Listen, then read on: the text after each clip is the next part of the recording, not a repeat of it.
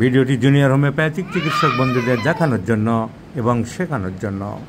আমি বারবারই বলেছি, অটিজম কেস খুব বেড়েই চলেছে এবং এটা পৃথিবীতে বিজ্ঞানীদের এবং চিকিৎসকদের অত্যন্ত দ্রুততার সাথে এবং অত্যন্ত আন্তরিকতার সাথে চিন্তা করার, বিশ্লেষণ করার দিন এসে গেছে যে এত অটিজম বাচ্চা বাড়ছে কেন।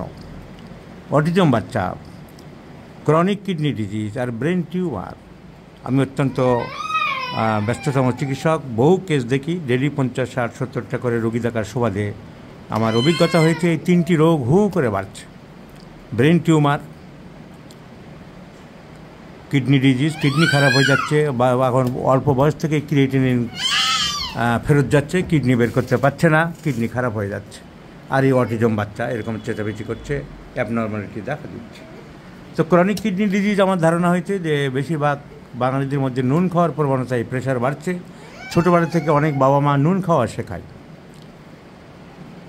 তার জন্য প্রেশার বেড়ে গিয়ে হাইপার টেনশন থেকে হচ্ছে, আর প্রচুর ব্যথার ওষুধ খাওয়ার জন্য হচ্ছে। কথায় কথায় ব্যথার ওষুধ, একটা সামান্য কিছু হলো ব্যথার ওষুধ। ব্রেন টিউমার আমার মনে হচ্ছে যে মোবাইল, কম্পিউটার, এই সমস্ত রেডিয়েশান অত্যন্ত খুব বেশি পরিমাণে, অনেকে মোবাইল বন্ধ করেও ঘুমায় না, মাথার কাছে রেখে দেয়, বোঝে না যে একটা জাল, একটা নেট চলছে, সেই নেটের মধ্যে সে বসে আছে, শুয়ে আছে। অনেকে সামান্য কথা, মোবাইল খুব দরকারি ব্যবহারের জন্যে আধ ঘন্টা 1 ঘন্টা ধরে গল্প করছে। হ্যাঁ বল, তারপর কি হলো? চলছে তো চলছেই, আর শেষ নেই। এগুলোর ব্যাড এফেক্ট, সাইড এফেক্ট লোকে বুঝছে না। তাহলে এটা আমি এটা অনুমান করছি, আমার থিসিস হাইপোথিসিস হতে পারে, কনফার্ম থিসিস নাও হতে পারে। এবং অটিজম বেশিরভাগ ক্ষেত্রে আমি মনে করছি ভ্যাকসিনেশান, কিছু bad effects of vaccination. According to Newton's law, every action of the universe has its equal action and opposite reaction. তো ভ্যাকসিনেশানটাকে, এবং অনেকে লেখালেখি অলরেডি করেছে যে ভ্যাকসিনেশানগুলোই মোটামুটি দায়ী অটিজমের জন্যে। কিডনি নষ্টের জন্যে পেন কিলার্স দায়ী, ব্রেন টিউমারের জন্যে রেডিয়েশান দায়ী বলে আমি মনে করছি। এটা আমার অভিমত। আমার অভিমত মে নট বি অ্যাকসেপ্টেড, বিজ্ঞানী মহলে অ্যাকসেপ্টেড না হতে পারে, সেটা আলাদা। আমি আমার প্র্যাকটিক্যাল, আমার অভিজ্ঞতালব্ধ সত্য দিয়ে বললাম। এই বাচ্চার অটিজম, 6 বছর বয়স, দেখতে মোটাসোটা, থলথলে, এর মাথা খুব ঘামে, এর সর্দি কাশি প্রায় লাগে, আর মাছ মাংস ডিমের মধ্যে ডিমটা বেশি ভালোবাসে। এগুলো তো বলেছে ওর মা বলছিল। তাহলে ফিজিক্যাল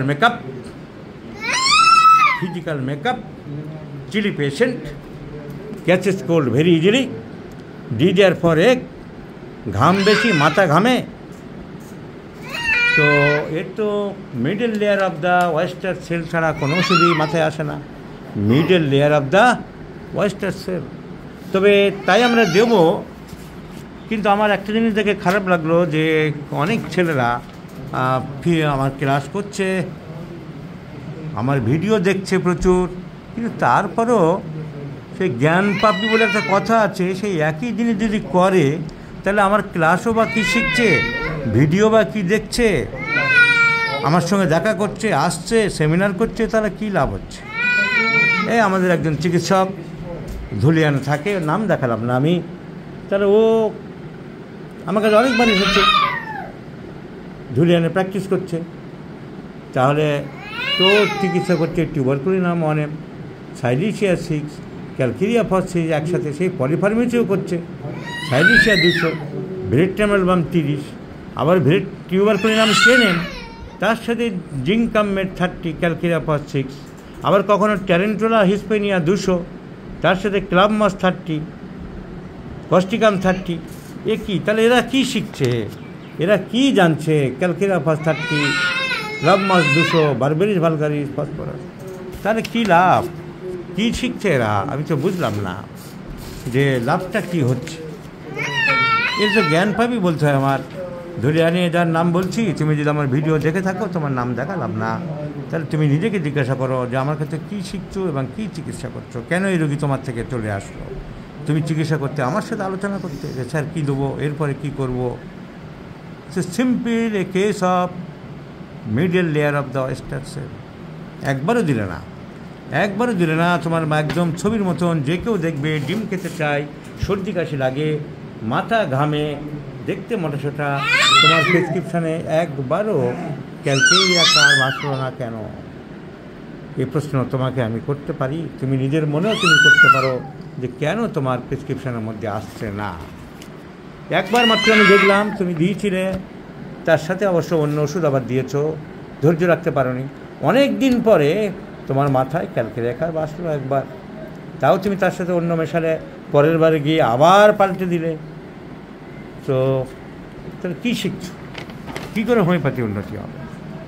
আমার যারা ফলোয়ার্স, তারা যদি সর্ষের মধ্যে ভূত থাকার মতন অবস্থা হয়, তাহলে তার কী লাভ হচ্ছে কেটে কুটে?